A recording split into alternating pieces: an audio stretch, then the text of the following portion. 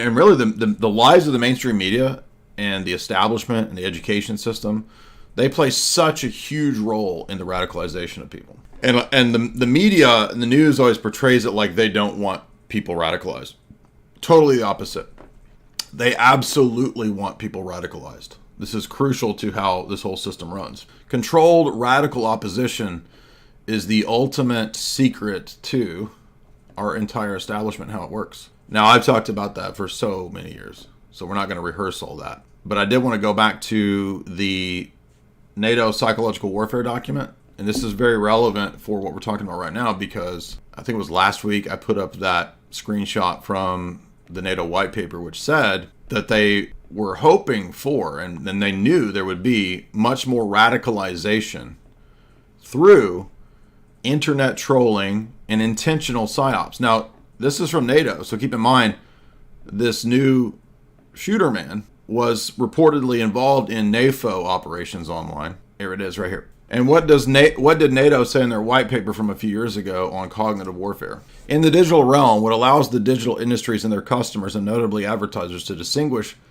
individuals in the crowd, to refine personalization and behavioral analyses, are emotions.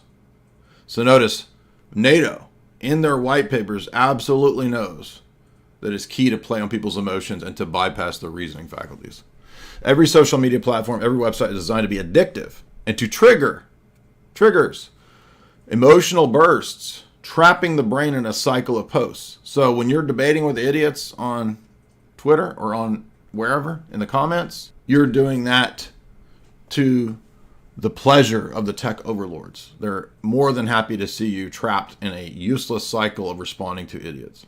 The speed, the emotional intensity, and the echo chamber qualities of social media content cause those exposed to it to experience more and more extreme reactions. Did you notice that I think Andrew put up a post that was kind of satirical about how if he had a survival bunker, he wouldn't have women in it. And it was a classic kind of post that you might see on a message board, or a guy's message board 10 years ago, or what was Roosh's Return of Kings message board, or a classic kind of post you might see on 4chan 10 years ago. Well, the same type of post, which is obviously kind of tongue-in-cheek, when Andrew put it up, it gets like thousands of comments now of angry people reacting in the very way that NATO says it's intended to act, or intended to cause people to act. I'm saying the internet now. So it's not the fault of the people doing satire or the fault of people. It's that years of social media interactions have now created people who are radicalized,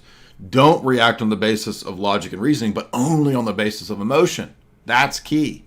And that's what NATO talked about in this document as being a known technique. Hence why they found, I assume, such value in rolling out the NATO troll operation. Social media is particularly well suited to worsening political and social polarization because of their ability to disseminate violent images and rumors quickly and intensely. The more anger spreads, the more internet users are susceptible to becoming a troll by design. So you understand that, like, people joking around and trolling is one thing, but the entire society being turned into this through social media irrational emotionalism is a larger strategic design.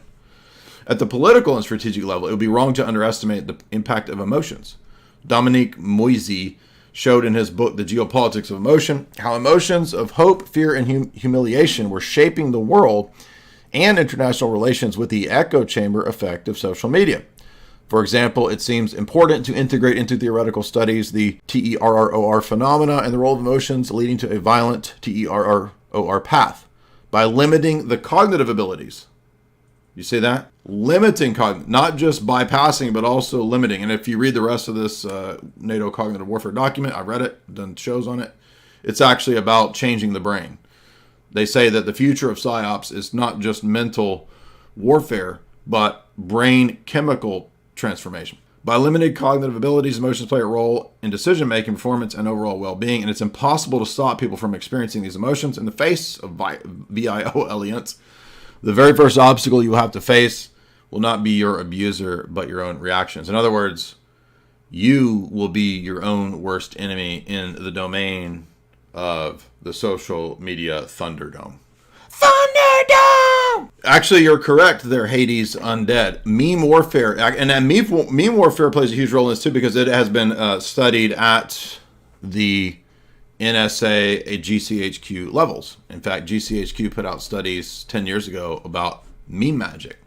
So you are actually very close to being on target there. Now, why are we in this weird situation with, well, think of the death cult that media is promoting. And the reason I wanted to talk about death cult is because I started thinking about Islam and the mindset of Muhammad and his warlordism, and the way that that religion has been used at various times via various texts, by the way, that do support going to war. This is actually a lie that leftists tell, that Islam does not have textual support for going to war.